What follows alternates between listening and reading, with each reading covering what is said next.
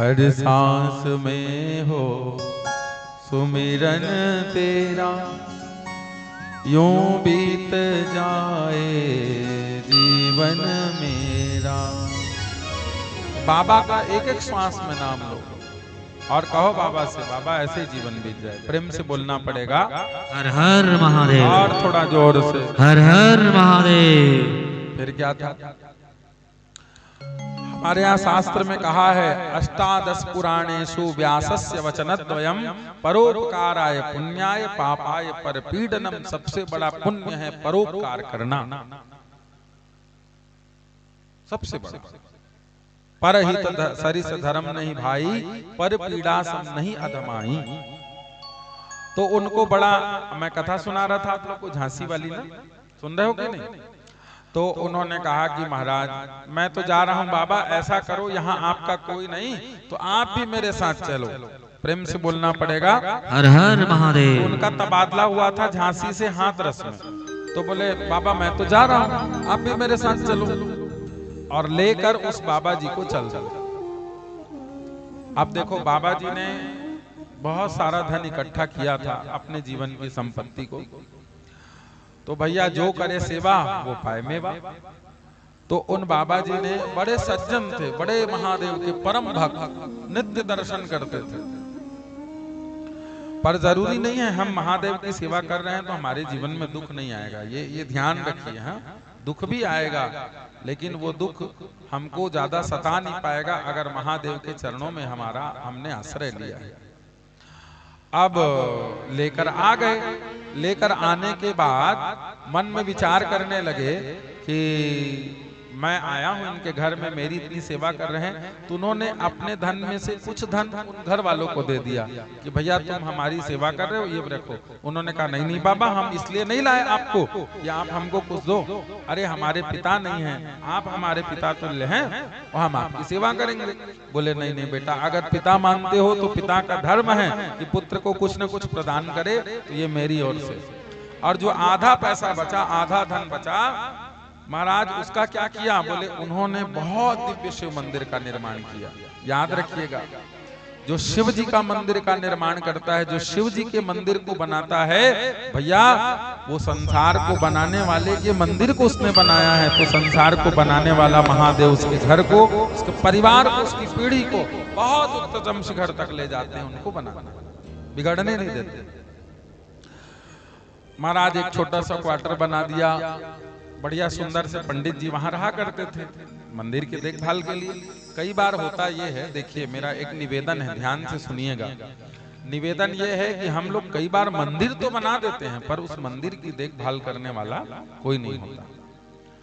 अगर मंदिर की देख रेख करने वाला कोई नहीं है तो या तो पहले देख रेख करने वाला रख लीजिए या पहले व्यवस्था बना लीजिए, तब मंदिर का निर्माण करिए। और कई बार ऐसा स्थिति होती है कि महाराज मंदिर बने हैं, अंदर न कोई पूजा करने वाला, न कोई पाठ करने वाला, न साफ सफाई करने वाला। ऐसी स्थिति में जब मंदिर बन जाए तो उस मंदिर को बनाने वाले को कोई पुण्य की प्राप्ति नहीं होती। इसलिए ध्यान रखिए, मंदिर तो अवश्य बनाना चाहिए।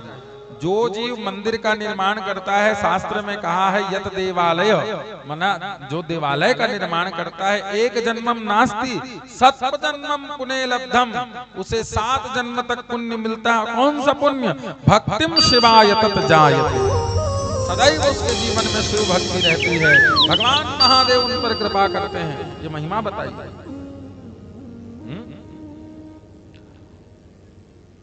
और तो और महाराज उन्होंने बहुत सुंदर मंदिर का निर्माण किया। मेरा निवेदन है एक और, हम लोग कई बार आजकल जब मंदिर में ज्यादा भीड़ होती है तो घर में भी मंदिर का निर्माण करते हैं, बहुत अच्छी बात है। बाबा जी घर में रहने चाहिए, महादेव शंकर भगवान घर में होने चाहिए, पर कंपटीशन में ये ना करें। क्या करते हैं हम लोग, कई बार घर के द्वार के पास बाबा जी को बिठा देते हैं, एकदम सेंटर में, नीचे से नाली बह रही है, ऊपर से बाबा जी विराजमान। लो भैया, क्यों? बोले वहां बहुत भीड़ है थी महाराज, हमने घर में ही बाबा जी बिठा लिया। अच्छी बात है, पर भगवान है वो, जो शिव हैं वो साधारण नहीं है। भले ही अपने भक्त के लिए साधारण बनकर के शिवलिंग के रूप में प्रकट हो गए, पर वो कोई साधारण नहीं है। हाँ, वो स्वयंभू हैं, निर्गुण हैं, निर्लेप हैं, परब्रह्म हैं, सुप्रीम पावर हैं। वो जो चाहेंगे वो होगा, महादेव हैं। इसलिए उनकी मर्यादा का भी ध्यान रखिए। कहीं नाली फाली ऐसे वैसे किसी जगह पे ऐसे मत बिठाइए। कई जगह तो मैं देखता हूँ बड़ा दुख होता है, इसलिए मुझे ये बोलना पड़ रहा है। इधर महादेव को स्नान करा रहे हैं, नीचे से गंदा पानी जा रहा है और कई बार छिटक के वो जल उसी नाली में चला जाता है। मेरा निवेदन है ऐसा मत करिए, क्योंकि शिव जी के निर्माल्य को जो व्यक्ति पार करता है या जो व्यक्ति पैर से छू जाता है, उसके पूर्वकृत जितने भी पुण्य हैं वो सब नष्ट हो जाते हैं। प्रेम से बोलना पड़ेगा, हर हर महादेव। याद रखिएगा, पूर्वकृत जितने भी पुण्य हैं वो तत्काल भस्म हो जाते हैं, नष्ट हो जाते हैं, पुण्य नष्ट हो जाते हैं। इसीलिए भगवान के निर्माल्य को निकालते समय बड़ी सावधानी रखो। और निर्माल्य को, भगवान के निर्माल्य माने भगवान से उतरा हुआ पुष्प, भगवान से उतरी हुई माला, भगवान से उतरा हुआ वस्त्र, भगवान का उतरा हुआ नैवेद्य, ये सब भगवान के निर्माल्य हैं। अब महाराज इनका बड़ा सम्मान करना चाहिए, पर कई बार हम क्या करते हैं, वही माला उतार के फिर माला चढ़ा देते हैं। ऐसा मत करिए। पुष्पदंत नाम के एक भगवान के परम भक्त हुए, आप लोगों ने नाम सुना होगा। महाराज एक राजा के बगीचे में गए, वो बहुत सुंदर बिल्व वृक्ष, बहुत सुंदर, राजा ने बहुत सुंदर बिल्व वृक्ष का निर्माण करवाया। बहुत सुंदर बिल्व वृक्ष, एकदम सुंदर सुंदर बिल्व पत्ते। तो पुष्पदंत जी जाया करते थे। महिन्ना स्तोत्र की महिमा है कि उसको गा गा कर उनके अंदर इतनी सिद्धि आ गई कि पुष्पदंत जी अदृश्य हो जाते। एक दिन जब राजा को पता चला, राजा क्रोध में आया, अरे मैंने वृक्ष लगाया और कोई और बेल पत्तों को ले जाता है। और फिर क्या था, राजा ने सैनिक लगा दिए, पर महाराज अदृश्य होने की शक्ति थी, कोई पकड़ ही नहीं पाता था।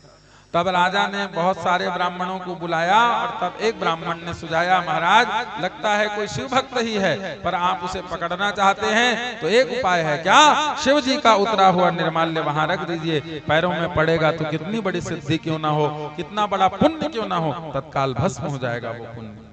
इसलिए मंदिर जाते समय आप लोग जब परघा के भगवान को लाते हो या कहीं, ध्यान रखिए, कई बार मैं नोट करता हूँ, जैसे आज मैं देख रहा था, एक तुलसी जब ठाकुर जी से गिरी तो हमारी दीदी खड़ी है वहां, बैठी है वहां पे, बहुत दिव्य भाव से मैं बात करते रहता हूँ, मैं देखता हूँ, जैसे ही तुलसी गिरी पटाख से तुलसी को उठा के अपने पास आता।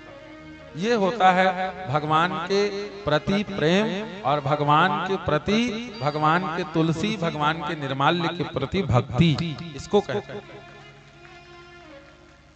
तबे शंकर जी पूजा करते। हाँ तो जानते, प्रेम से बोलना पड़ेगा, हर हर। याद रखिए, कोई तुलसी गिर गई, कोई पुष्प गिर गया तो तत्काल ये मत सोचो कि अरे वो नहीं उठा रहे तो मुझे, नहीं, आपको दिख गया, ये आपका कर्तव्य, आप तुरंत उठा लीजिए। कोई प्रसादी आपके सामने गिर गई, गिर जाती है, तत्काल उठा लीजिए, वो किसी के पैर में न पड़े। पुष्पदंत आए, वो जैसे ही महाराज बिल्व पत्र तोड़कर जा रहे थे, सैनिकों ने देख लिया। जैसे सैनिक देखते, ऐसा नहीं है कि वो देखते, सैनिक देखते जरूर थे पर पकड़ नहीं पाते थे, अदृश्य हो जाते। जैसे निर्माल्य पर पैर पड़ा, क्योंकि राजा ने रात में निर्माल्य को बिछा दिया, पैर पुष्पदंत जी का पड़ा, सोई महाराज सारी सिद्धियां भस्म हो गई। और उसी क्षण पुष्पदंत सबको दिखने लगे, पकड़ लिया, महादेव की खूब विनती करी, हे महादेव मैंने कौन सा अपराध किया। तब पता लगा कि निर्माल्य को पैर से छूने के कारण सिद्धियां समाप्त हो गई। रो रो कर महादेव को पुकारा, और जैसे ही महादेव को पुकारा, हे आशुतोष भगवान शंकर त्राहि माम, बस महाराज उसी समय साक्षात महादेव ने प्रकट होकर पुष्पदंत को वह सिद्धियां प्रदान कर दी। याद रखना, मंदिर का निर्माण कराइए मना ही नहीं है, परंतु मंदिर के प्रति जिम्मेदारी भी हमारी है। याद रखना, मंदिर किसी व्यक्ति का नहीं है, कोई व्यक्ति विशेष की कथा या व्यक्ति विशेष का मंदिर नहीं होता है। मंदिर भगवान और भगवान की कथा सब जीवों के लिए है, सब पर भगवान की बराबर कृपा होती है। तो मंदिर जब भी जाएं आप लोगों को पता है, जो मंदिर में थोड़ी भी साफ सफाई करता है उसे भगवान शिव जी